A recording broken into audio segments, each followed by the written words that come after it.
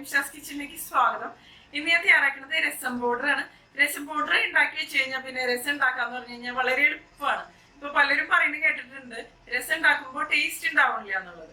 അതിന്റെ ഒരു main reason എന്ന് പറഞ്ഞു കഴിഞ്ഞാൽ നമ്മൾ രസത്തിലേക്ക് ചേർക്കുന്ന ഇൻഗ്രീഡിയൻസ് അതിന്റെ കറക്റ്റ് ആയിട്ടുള്ള ഒരു പ്രൊപ്പോർഷനിൽ നമ്മൾ ചേർത്തില്ല എന്നുണ്ടെങ്കിൽ അതിന്റെ ടേസ്റ്റ് തന്നെ മാറിപ്പോകും. അപ്പോൾ രസം പൗഡറിൽ നമ്മൾ എല്ലാ ഐറ്റംസും കറക്റ്റ് പ്രൊപ്പോർഷനിൽ ചേർക്കണ കാരണം നമുക്കത് പെട്ടെന്ന് തന്നെ ഉണ്ടാക്കിയെടുക്കാൻ പറ്റും. അപ്പൊ നമുക്കിത് എങ്ങനെയാ തയ്യാറാക്കണേ നോക്കാം. അപ്പോൾ നമുക്ക് തുടങ്ങാം. മല്ലി 1/2 കപ്പ്, ഇതിപ്പോ മുഴുവനോട് കൂടിയ മല്ലിയാണ്. പിന്നെ നമുക്ക് വേണ്ടത് കടലപ്പരിപ്പാണ്, ഇത് 1/4 കപ്പാണ് ഞാൻ എടുത്തിരിക്കുന്നത് കേട്ടോ, ചനാദാല്.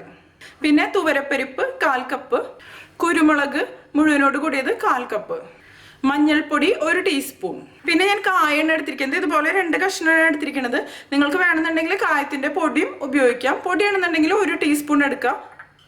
പിന്നെ നമുക്ക് 1 തണ്ട് കറിവേപ്പില വേണം. പിന്നെ ഒരു 8-10 വറ്റൽമുളക്. ഇനി നമുക്കിതൊന്ന് ഡ്രൈ റോസ്റ്റ് ചെയ്തെടുക്കാം. ഞാനിവിടെ ഒരു കടായി എടുത്തിട്ടുണ്ട്, ഇതിന് നന്നായിട്ടൊന്ന് ചൂടായിട്ട് വരട്ടെ. ആദ്യം നമുക്കിതിലേക്ക് കായം ചേർത്തിട്ടൊന്ന് ഡ്രൈ റോസ്റ്റ് ചെയ്തെടുക്കാം.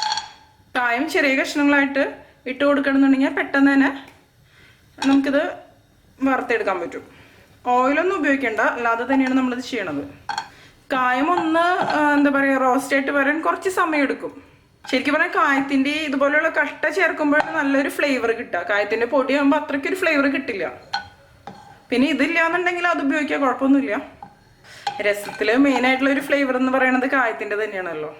കുറച്ച് ക്ഷമയോട് കൂടി തന്നെ ഇതൊന്ന് ഡ്രൈ റോസ്റ്റ് ചെയ്തെടുക്കാം. ഇത് കണ്ടില്ലേ, ഇങ്ങനെ റോസ്റ്റ് ആയിട്ട് വരുമ്പോൾ നമ്മൾ ഇതുപോലെ ഒന്ന് പ്രസ് ചെയ്ത് കൊടുത്താൽ മതി. ഈ പാൻ നന്നായിട്ട് ചൂടായി കഴിഞ്ഞ് കഴിഞ്ഞാൽ പിന്നെ നമുക്കിത് ലോ ഫ്ലെയിമിൽ വെച്ചിട്ട് തന്നെ ചെയ്യാം. തിരിച്ചും മറിച്ചിട്ട് നന്നായിട്ട് തന്നെ ചെയ്യാം. അപ്പോൾ നല്ല ഹാർഡായിട്ട് വരും. അതുപോലെ കളറും ചേഞ്ച് ആയിട്ട് തന്നെ വരും.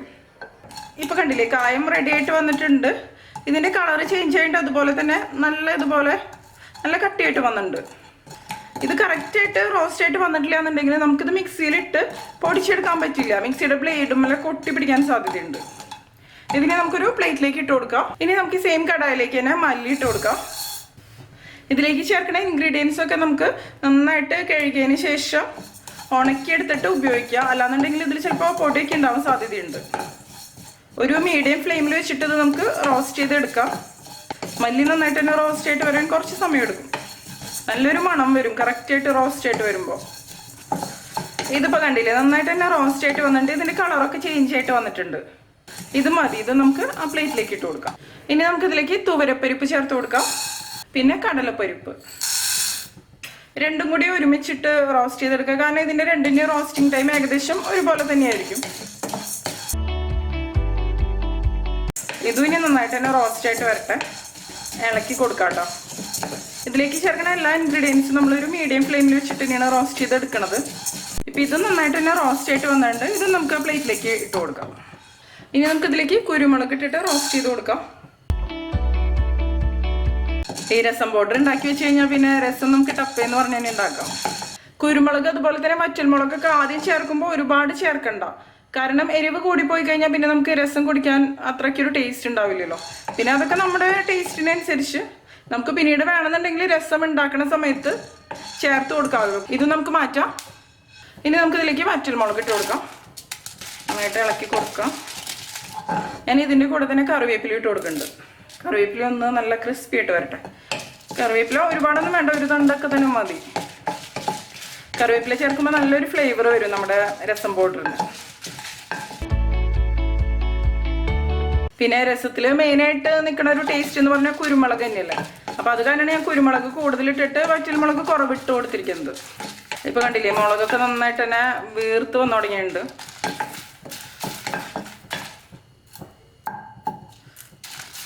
കറിവേപ്പില നല്ല ക്രിസ്പി ആയിട്ട് വന്നിട്ടുണ്ട്. ഇനി ഫ്ലെയിം ഓഫ് ചെയ്ത് കൊടുക്കാം.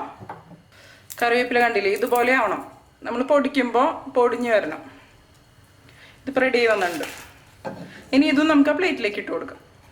ഇപ്പോൾ കണ്ടില്ലേ, എല്ലാ ഇൻഗ്രീഡിയൻസും റെഡി ആയിട്ടുണ്ട്. ഇനി ഇത് നന്നായിട്ടൊന്ന് തണുത്ത് വരട്ടെ. അതിനുശേഷം നമുക്ക് ബാക്കി പരിപാടികൾ ചെയ്യാം. ഇതിപ്പോൾ നന്നായിട്ട് തന്നെ തണുത്തിട്ട് വന്നിട്ടുണ്ട്. ഇനി നമുക്കിതൊരു മിക്സിയുടെ ജാറിലേക്ക് ഇട്ട് കൊടുക്കാം. മിക്സിയുടെ ജാർ എടുക്കുമ്പോൾ എപ്പോഴും നന്നായിട്ട് ഉണങ്ങിയ ജാർ എടുക്കുക, അല്ലാന്നുണ്ടെങ്കിൽ ഉണക്കിയെടുക്കുക. അല്ലാന്നുണ്ടെങ്കിൽ ഈ രസം പൗഡർ പെട്ടെന്ന് തന്നെ കേടായി പോകും. ഇപ്പോൾ കണ്ടില്ലേ, എല്ലാം ഞാൻ ഈ മിക്സിയുടെ ജാറിലേക്ക് ഇട്ട് കൊടുത്തിട്ടുണ്ട്. ഇനി ഇതിൻ്റെ കൂടെ തന്നെ നമുക്ക് മഞ്ഞൾപ്പൊടിയും ഇട്ട് കൊടുക്കാം. അതിനുശേഷം ഇത് നന്നായിട്ട് തന്നെ പൊടിച്ചെടുക്കാം. ഇപ്പം ഇത് കണ്ടില്ലേ, നന്നായിട്ട് തന്നെ ഞാൻ പൊടിച്ചെടുത്തിട്ടുണ്ട്. ഇതിനി നന്നായിട്ട് തണുത്തതിന് ശേഷം നമുക്കൊരു എയർ ടൈറ്റ് കണ്ടെയ്നറിലാക്കിയിട്ട് സൂക്ഷിച്ചു വെക്കാം. ഇപ്പോൾ ഫ്രിഡ്ജിലൊന്നും വെക്കേണ്ട ആവശ്യമില്ല, പുറത്ത് തന്നെ വെച്ചാൽ മതി. പിന്നെ നിങ്ങൾക്ക് ഇതിലേക്ക് ജീരകം ചേർക്കണം എന്നുണ്ടെങ്കിൽ, അതായത് ചില ഏരിയകളിലൊക്കെ ജീരകം ചേർക്കാറുണ്ട്. ജീരകം ചേർക്കണം എന്നുണ്ടെങ്കിൽ ഒരു 1/4 കപ്പ് ജീരകം എടുത്തിട്ട് ഇതുപോലെ തന്നെ ഡ്രൈ റോസ്റ്റ് ചെയ്തിട്ട് ഇതിൻ്റെ കൂടെ പൊടിച്ചെടുക്കാം. ഇപ്പോൾ എൻ്റെ 1/2 കപ്പിൻ്റെ അളവെന്ന് പറയുന്നത് 125 ml ആണ് കേട്ടോ. അപ്പോൾ എല്ലാവരും ട്രൈ ചെയ്ത് നോക്കിയിട്ട് നിങ്ങളുടെ എക്സ്പീരിയൻസ് ഷെയർ ചെയ്തോളൂ കേട്ടോ. നിങ്ങൾക്ക് എന്റെ വീഡിയോ ഇഷ്ടമാവുകയാണെങ്കിൽ നിമിഷാസ്കിച്ചൻ സബ്സ്ക്രൈബ് ചെയ്തോളൂ. സബ്സ്ക്രൈബ് ചെയ്യുമ്പോൾ സബ്സ്ക്രൈബ് ബട്ടന്റെ തൊട്ടടുത്ത് തന്നെ ചെറിയൊരു ബെല്ലൈക്കൺ കൂടി കാണാം. അതൊന്ന് എനേബിൾ ചെയ്യുക. അപ്പോഴാണ് ഞാൻ അപ്ലോഡ് ചെയ്യുന്ന വീഡിയോസിന്റെ നോട്ടിഫിക്കേഷൻ നിങ്ങൾക്ക് കിട്ടുള്ളൂ കേട്ടോ. പിന്നെ ലൈക്ക് ചെയ്യുക, അതുകൂടാതെ നിങ്ങളുടെ ഫ്രണ്ട്സിനും ഫാമിലിക്കൊക്കെ ഒന്ന് ഷെയർ ചെയ്ത് കൊടുക്കാം. പിന്നെ നിങ്ങളുടെ അഭിപ്രായങ്ങളൊന്ന് കമന്റ് ചെയ്തോളൂ. മറ്റൊരു റെസിപ്പി